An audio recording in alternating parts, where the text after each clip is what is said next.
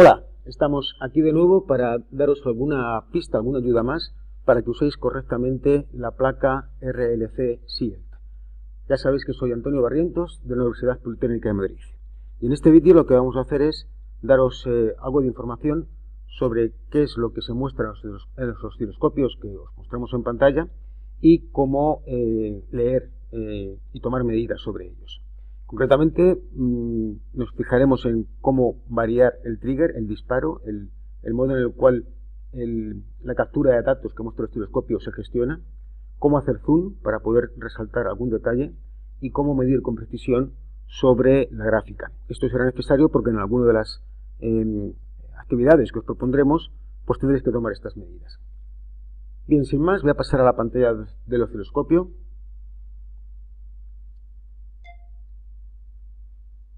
Aquí la tenemos, tenemos dos pantallas, recordad que siempre nos aparecen dos pantallas, y vamos a empezar indicando qué es lo que hay en cada una de ellas.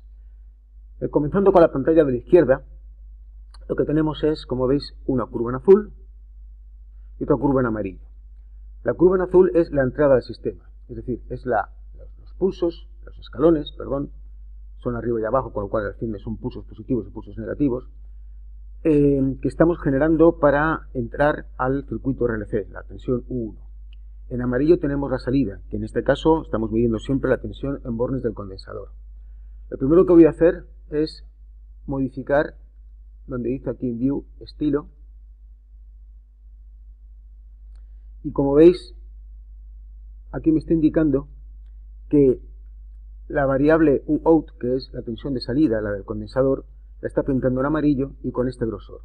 Lo voy a pintar más grueso. Voy a pintar con grosor 3 y veis que efectivamente se nota más cómo es esa curva. Voy a dejarlo en 2 o en 1 mejor, que es suficiente para que lo veamos.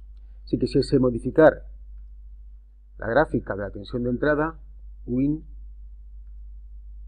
pues lo haría de la misma manera. ¿Bien? Volvamos a dejarlo en 0,5. Esto nos vale para marcar la entrada.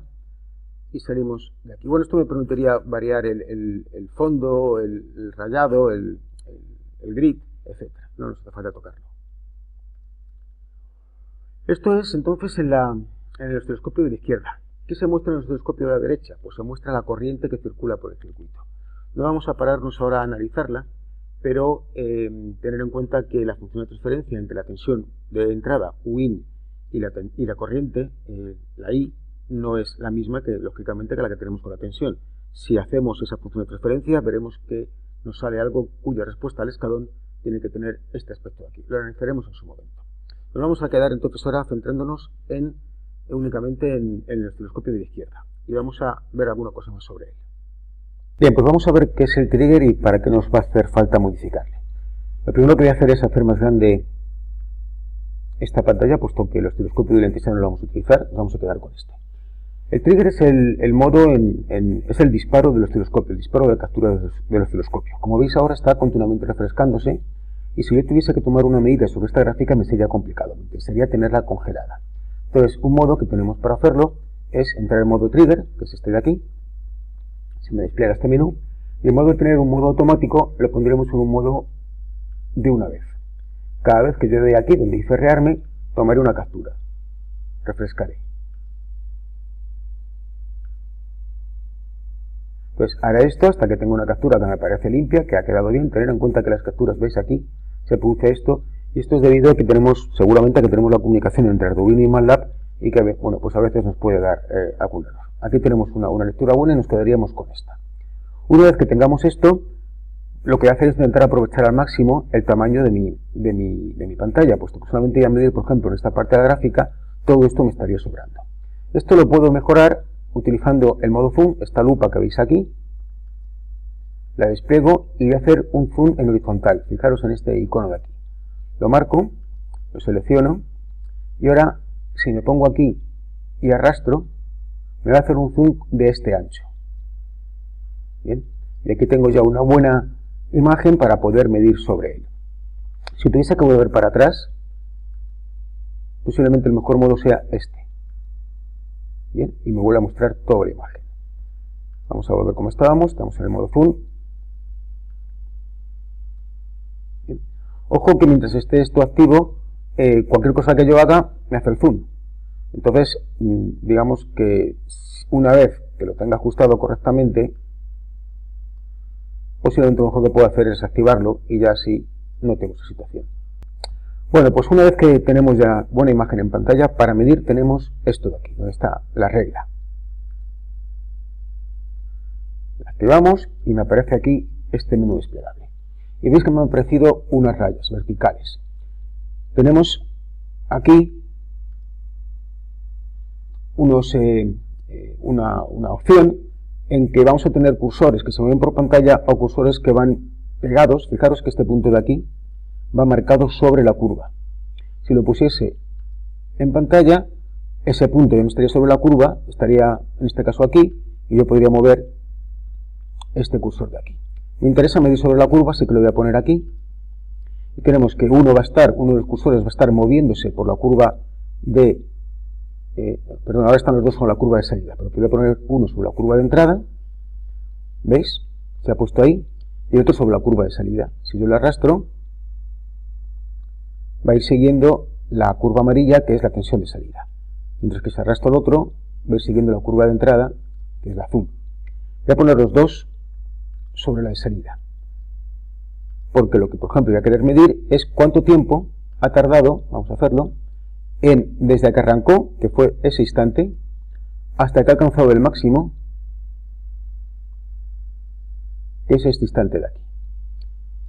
Bien, pongo los cursores donde quiero y ahora me voy aquí. Y me está diciendo que el cursor 1 está en el instante 159,395 milisegundos y el cursor 2 en 163,9. Y me da ya la diferencia, es decir, entre este instante y este han pasado 4,515 milisegundos. Y la diferencia entre este punto y este, el punto del cursor 1, estaba en 1,49 y el cursor 2, este, en 3,72. Y esa diferencia es 2,23. Por lo tanto, tenemos fácilmente con los cursores la capacidad de medir en nuestra curva. Bueno, otra cosa que podemos hacer es bloquear la distancia entre cursores. Voy a hacer antes una cosa, voy a poner el cursor 2 en este máximo y tenemos por tanto medido el tiempo desde que arranca hasta que llega al máximo. Voy a bloquear los cursores y ahora fijaros cómo los muevo en paralelo. Bueno, pues fijaros en lo siguiente. Este tiempo que había desde que arranca ahí hasta el máximo es el mismo que hay desde este máximo hasta que se alcance el siguiente mínimo. Es decir, que esto está oscilando a una frecuencia que es constante. Este tiempo es igual a este tiempo. Esa frecuencia que es constante es, cuando hacemos la antitransformada, cuando tenemos la respuesta en mi sistema, el seno de omega d por t. Esa omega es esta frecuencia que estamos teniendo aquí y la podríamos medir. Tenemos además alguna ayuda adicional para esto de las medidas. Veamos, voy a quitar, bueno, fijémonos, voy a poner este bien en su pico de aquí arriba. Fijémonos en que este pico, el cursor 1, que está en el instante 163,8 milisegundos y tiene valor 3,72, 163,8 y 3,72. Bueno, voy a quitar esta opción y voy a activar esta otra que, como dice ahí, es el buscador de picos. Lo activo y me ha aparecido este pico, en el cual tengo una parte de ajustes y otra parte de medidas. En la parte de ajustes me interesa fundamentalmente lo siguiente, y es que voy a medir un número de picos, en este caso con 3 me va a ser suficiente, de hecho voy a tener solamente, si vemos la gráfica, apenas me detecta uno, y que la información que quiero que me muestre sea el valor de la X y el valor de la Y. Podría dejar únicamente la X o la Y, pero voy a mostrar las dos. Y aquí están donde ha detectado los picos y en qué instante ha sido. El primer pico, vamos a marcar el primer pico, le tenemos ahí, está en 163,93 y en 3,72. Recordemos ahora, ¿veis? Antes yo había marcado aquí el pico, no estaba bien pillado, pero esto me lo ha pillado perfectamente, me ha pillado el máximo, me ha pillado ese punto. No he tenido necesidad de hacerlo moviendo el cursor, que siempre puedo afinar mal, y lo puedo hacer con el buscador de picos. El siguiente pico realmente, como ya no lo hay, pues lo tiene en cuenta ya como el valor final. Entonces, si le damos aquí está en 3,5 y él se queda ahí así hasta el final. Otra opción que también tenemos disponible que nos puede ser de ayuda es este icono de aquí. Si le seleccionamos, nos aparece un desplegable más que, como ya muchos no me entraba en pantalla, lo tengo aquí abajo, es este de aquí, y en el cual me está dando información de que entre el valor mínimo 1,5, el valor de partida, y el valor final, ¿dónde están? Aquí, entre 1,494 y el valor final, que en este caso es 3,5, tenemos 3,5 aquí arriba, tenemos una amplitud de 2. Es decir, estamos dando escalones entre 1,5 y 3,5 y la salida tiene efectivamente una amplitud de 2. Nos está dando información que nos puede ser útil para la ganancia estática. Nos está diciendo también que la máxima, cuando estamos en el máximo, este punto de aquí, la sobreoscilación, el overshoot en porcentaje, es decir, cuánto ha sobrepasado el valor final, que tenemos aquí de 3,5, en tanto por ciento, es de 11,34. Esto, cuando trabajamos con sistemas oscilatorios, es un dato importante. También nos da el dato de cuánto ha pasado por debajo, que sería esta pequeña oscilación negativa que tenemos aquí, que vemos que es muy pequeña, y el tiempo de establecimiento, settling time. Este tiempo, si mantenemos el cursor, creo, bueno, ahora no me lo pilla, pero si mantenemos el cursor quieto sobre, ahí está, sobre cada uno de los aspectos nos dice qué hay, qué quiere decir.